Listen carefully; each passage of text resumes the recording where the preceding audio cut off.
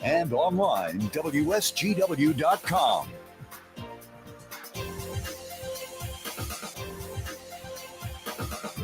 A mostly cloudy good morning to you. I hope your day is going well for you, wherever you might be. Back at Radio Center this morning after a really busy out on the road last week, along with Jonathan Dent here at Radio Center. John, I hope you had a nice weekend. I did. Welcome back Yes. to the studio. Kind of nice to see.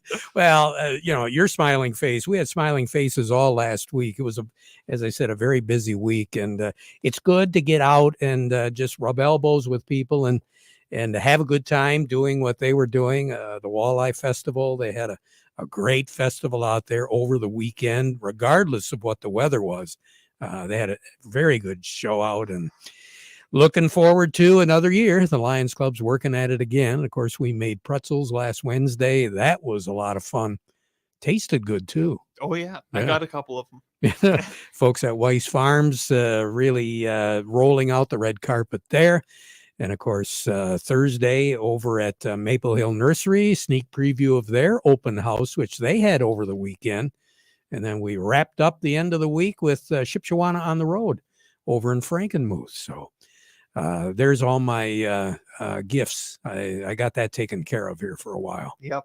So, anything going on this week or are we in studio? Thank goodness. No. Put a little tread on these shoes here. So Yeah. I gotta cool it. But I used the wrong word. Cool it. Uh-oh. Yeah. Well, We aren't going to even think about the first 3 days of the week. Okay. I mean, there's a light at the end of the tunnel. yes, there certainly is. And it's the sun. Sun and temperatures pretty close, if not above average. And I got a long range outlook that will kind of please some folks too. We'll talk about that in just a moment. But right now, what do we have on the thermometer, John? Well, right now out at the airport, cloudy skies, 46 degrees. Downtown Midlands at 46. Here at Radio Center, we're at cloudy skies, 45 degrees. Good breeze going out there, too. Southwest winds, 13 miles per hour, gusts up to 20. Yeah, we're going to continue to see those gusts, 15, 20, possibly 25 as we go through the remainder of the afternoon. We've got a low pressure system. It's off to the east of us, but this thing really trenched in pretty deep, giving us some precipitation over the weekend. Most locations looking at about 3/4 of an inch. We did see some spots closer to an inch around the state. The wraparound effect right now is helping us because we're in the relatively clear sky side of things. It's cloudy out there, but glimpses of sun. You don't have to look too far to the west to see. I'm totally colorblind, but I can see blue. I'm sorry. The Upper Peninsula is getting railed, especially the western half of the UP. They've been getting on again, off again snow here for the last several days, if not weeks, and they're getting more of it. Wisconsin, eastern Wisconsin, they're getting snow. Chicago area, it's all turning over into just plain old rain, but it's moving very rapidly. So you don't have this lingering downpours, heavy downpours, lightening up a little bit, then more rain. You're not seeing that. But as we go through the remainder of the day today, that backlash, that north to south flow is going to be moving in a lot closer to us. And probably about 3-4 o'clock this afternoon, we're going to begin to see some of this moisture, some of this precipitation. And it's not going to be all liquid. Overnight tonight, we're going to have a snowy mix with a low. I'm projecting right now about 36 degrees. So it is going to really feel cold. We're going to have a northwest wind tonight gusting to 35 miles per hour. So it's going to be a little bit cold. During the day tomorrow, cloudy, snow, rain mix, 43. So we're not going to be as warm tomorrow as what we are right now. Wow. And as we go into the nighttime hours tomorrow night, we'll drop down into the middle 30s. Again, northwest wind gusting to 30 miles per hour tomorrow and tomorrow night. And then during the day on Wednesday, we're going to start off with clouds, but we're going to try to warm up a little bit. We'll make it into the middle 50s. I think about 54, 39 for a low on Wednesday night. we're still going to have that northwest wind.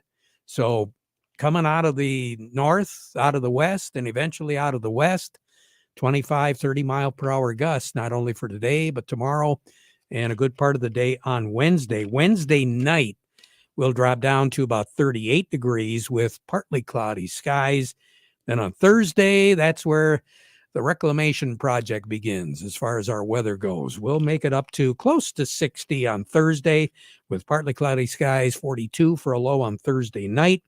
We'll be once again in that low to mid 60 degree range on Friday, low 40s for a low. Saturday, Sunday will be a lot closer to 67, 68 degrees both days there. Now, the long range outlook, at least for this week, starting the tail end of this week, we're going to be looking at average temperatures, which right now is 63 in the afternoon and 42 at night. But then as we work our way into next week, starting right off with the 8th through Mother's Day, we're looking for above average on the temperatures and average as far as the moisture goes. So there is light at the end of the tunnel. And after this week, starting with next week, we're going to continue to see above average temperatures to take us, I think, all the way through the end of May. So we'll feel a whole lot better. Oh, yeah. After a couple, 3 days. Incidentally, we don't get a lot of snow in May, thank goodness. But for those of you that are kind of interested, mark this down. May the 9th. 100 years ago, on May the 9th, we got better than 9 inches of snow. Really? Yeah. Huh. Now, once we get a little bit beyond May the 9th, then we really don't see much of anything in the way of snow at all anymore until once we get into fall. But that really jumped out at me when I was looking at the month, because the month of May is usually kind of wet. April, you usually have about 3¼ inches of rain on average, and the month of May isn't too far below that, so it's relatively wet.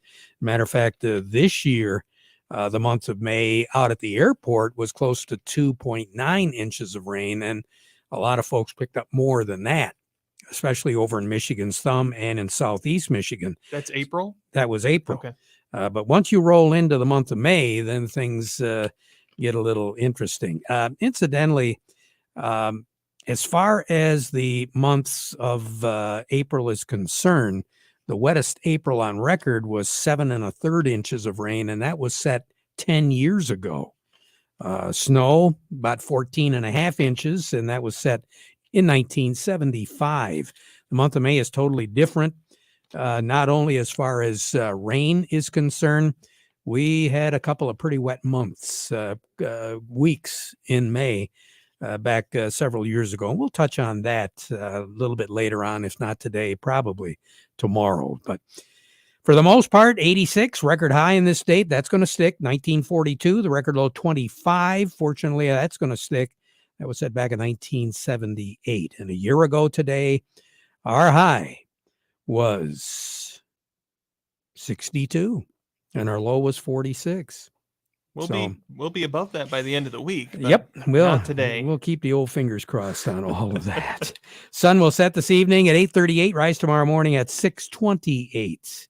More on the weather, as I said, as we go through the program. Standing by, we'll be talking with Gary Kaufman. We're kicking off a new month of market reports over at Star of the West. Then we'll head over to Oppenheimer and speak with Doug Klein. All of that's ahead. But first, the weather report today brought to you by Nutrien Ag Solutions.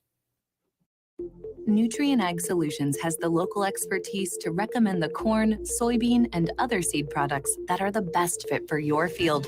Plus, unparalleled agronomic support with products and services to unlock yield potential and improve crop performance from planting to harvest.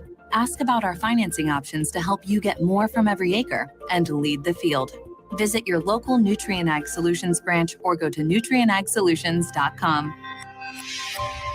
Say, do you want to unlock the secret to higher yields? If you're applying dry fertilizer, the key to better yield potential is Titan XC. Titan XC is a fertilizer biocatalyst that unlocks and releases the bound up nutrients in granular fertilizer, promoting better root uptake and plant growth. Drive performance this season and beyond. Release more nutrition. Expect better results with Titan XC. For more information, visit lpi.ag/unlock or contact your Nutrient Ag Solutions crop consultant today. Farm Service brought to you today by the folks at Steiner Tractor.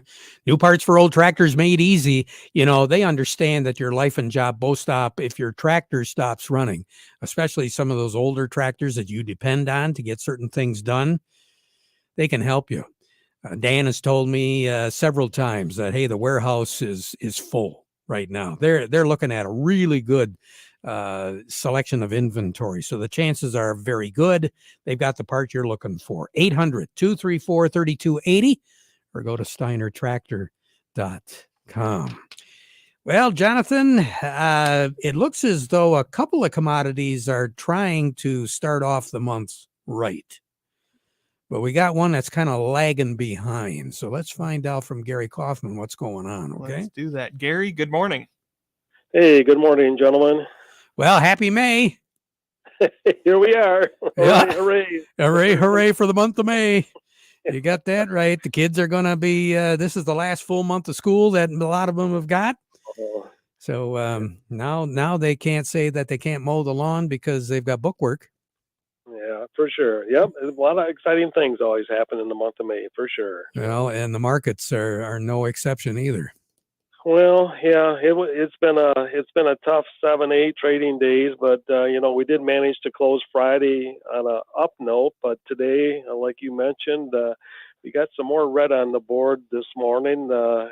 Actually, 2 out of 3 are red and 1 is green. And but yeah, currently we have cash wheat is actually down 15, Terry, at 574 on the white, 524 on the red.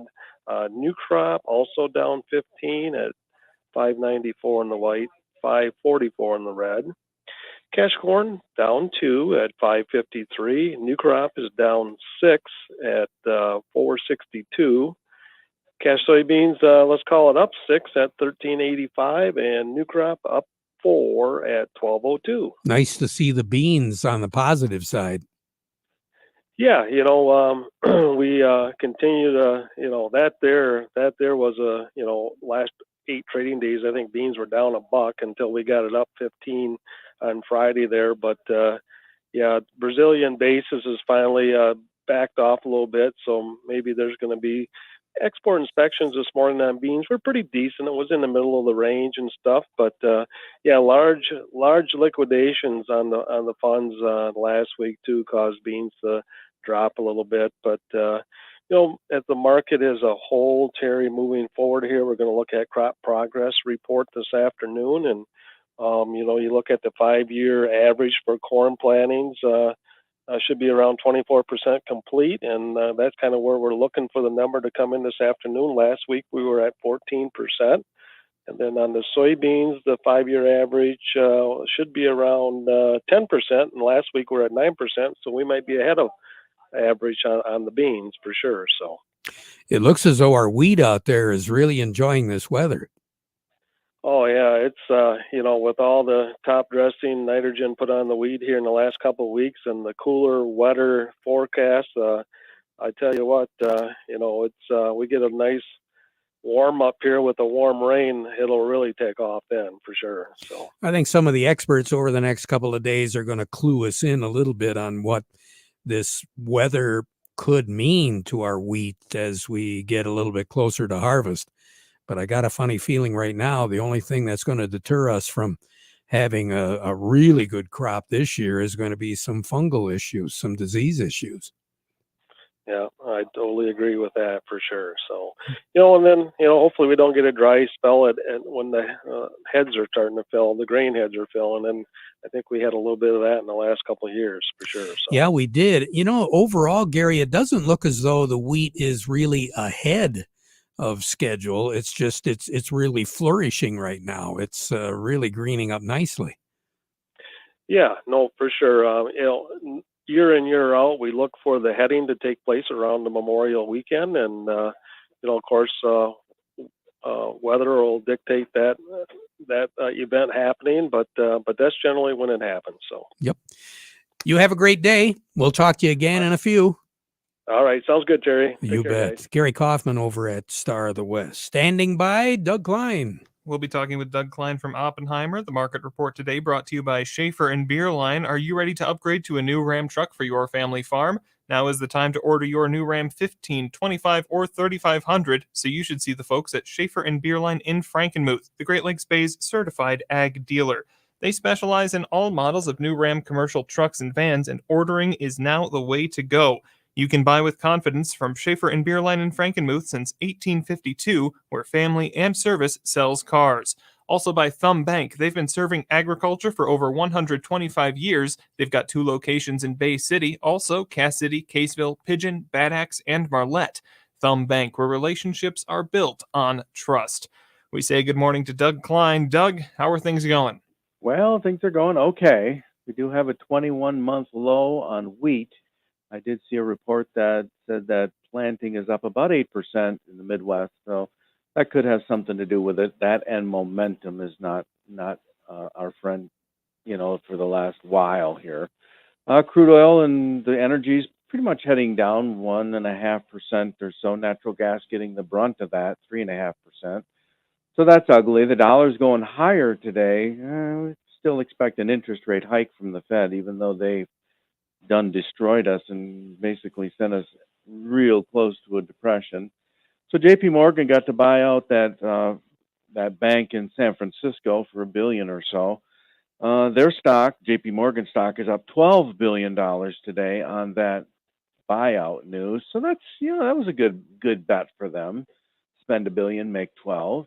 Yeah. I guess I'd take that bet any day of the week. M2, money supply, that's the very, very most important thing that's in the news that nobody's talking about, is down 4.1% in the last 8 months. That's U.S. money supply.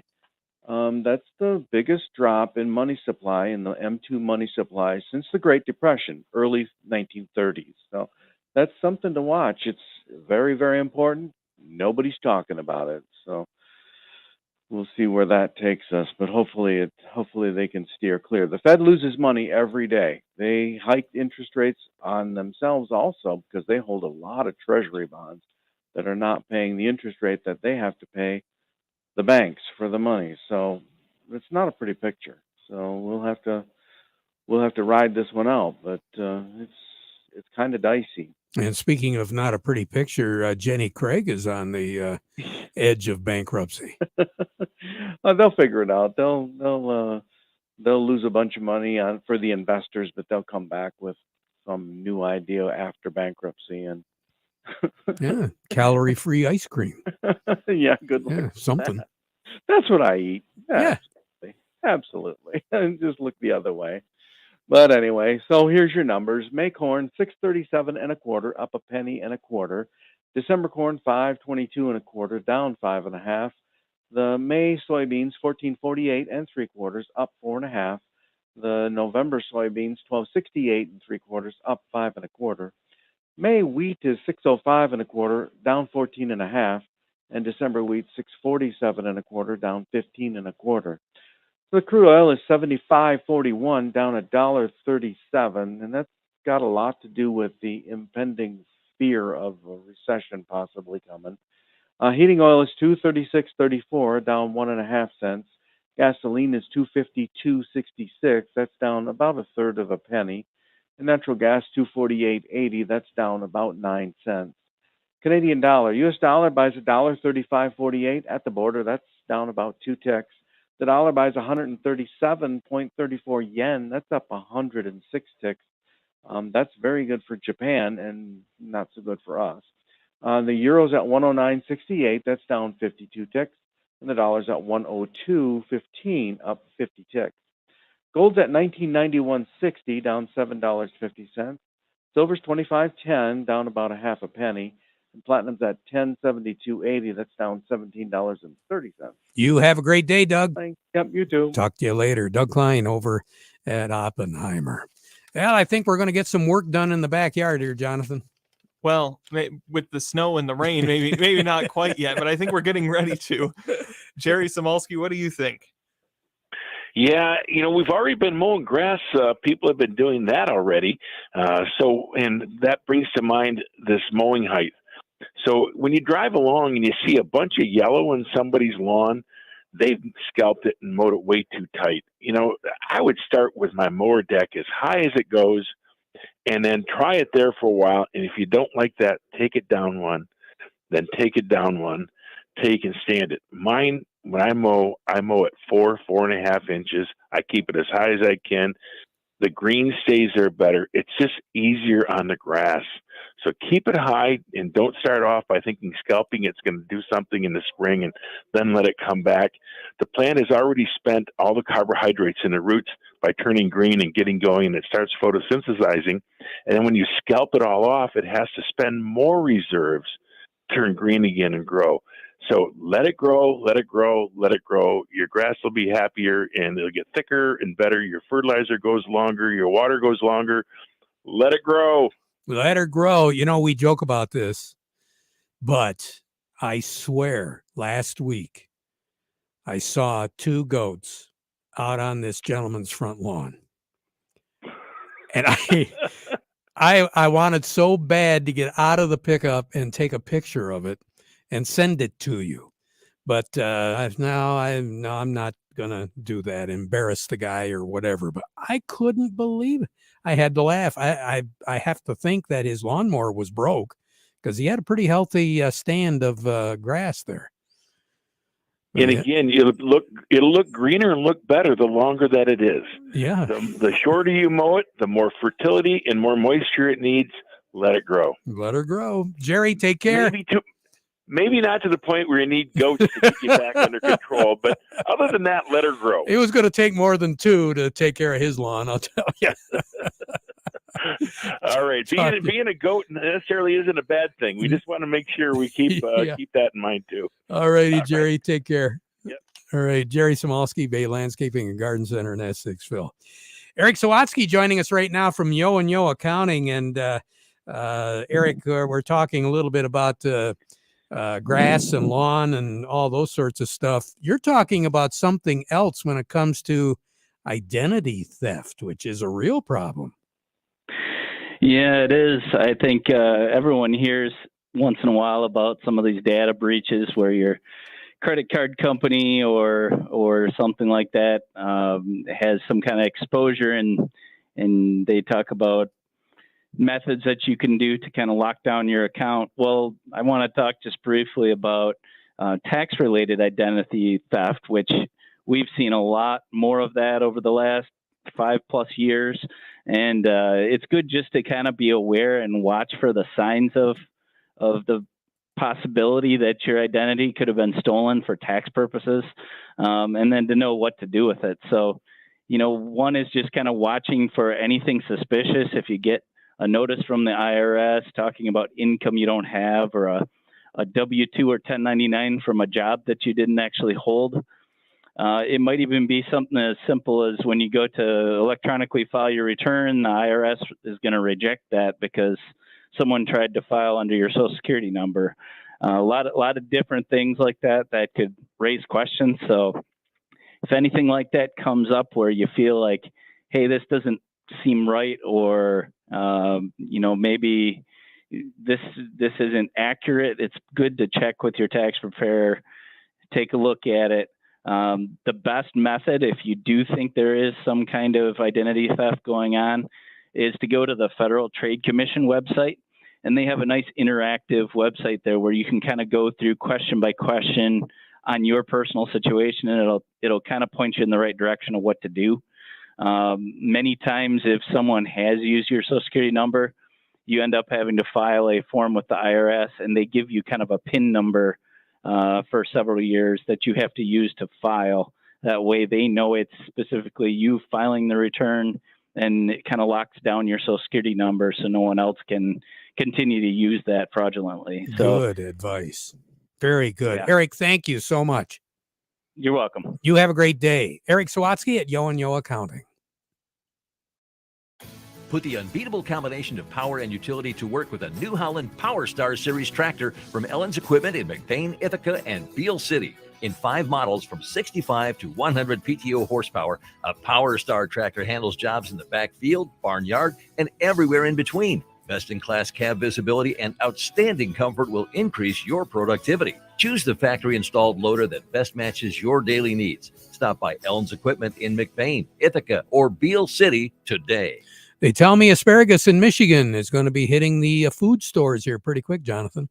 Interesting stuff. Yeah, good stuff. Really good stuff. Speaking of that, market update coming along about 12:30. Now we conclude our program with a playing of our national anthem.